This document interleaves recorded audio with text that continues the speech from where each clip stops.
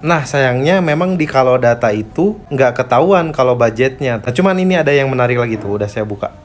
Oke, saya mau kasih lihat. Kita bisa ngintip nih live stream kemarin nih, yang Dr. Richard yang tembus rekor sampai 40M. Tapi nggak tahu sih kalau di kalau data kenapa tercatatnya 34M.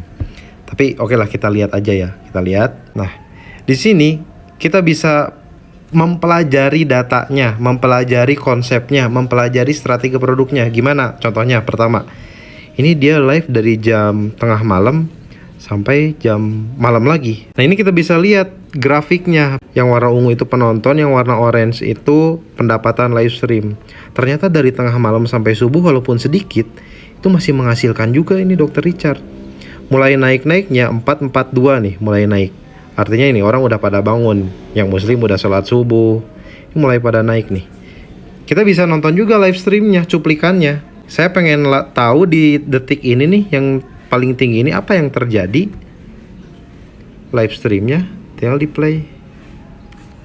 Di jam 9 paginya, udah 20M aja nih Dr. Richard.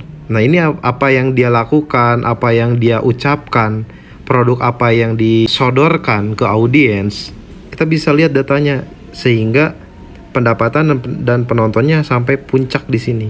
Terus di bawahnya, kalau data ini kita bisa pelajari juga strategi produknya. Dari total pendapatan yang menurut kalau data 34 miliar, itu strategi produknya ini nih.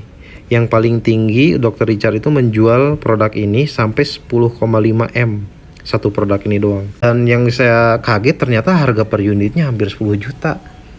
Jadi ini mematahkan stigma kalau ternyata katanya kalau mau jualan di TikTok Shop itu harus murah-murahan.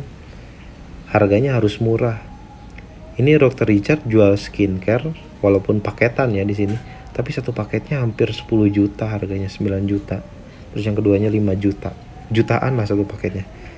Ini yang check out sampai 1170-an orang di check out, sampai pendapatannya totalnya 10 miliar. Berarti valid dong. Kalau mau jualan laku itu nggak harus harga murah, harga mahal juga laku. Tergantung bagaimana strategi kita dan siapa kitanya yang ngejualnya.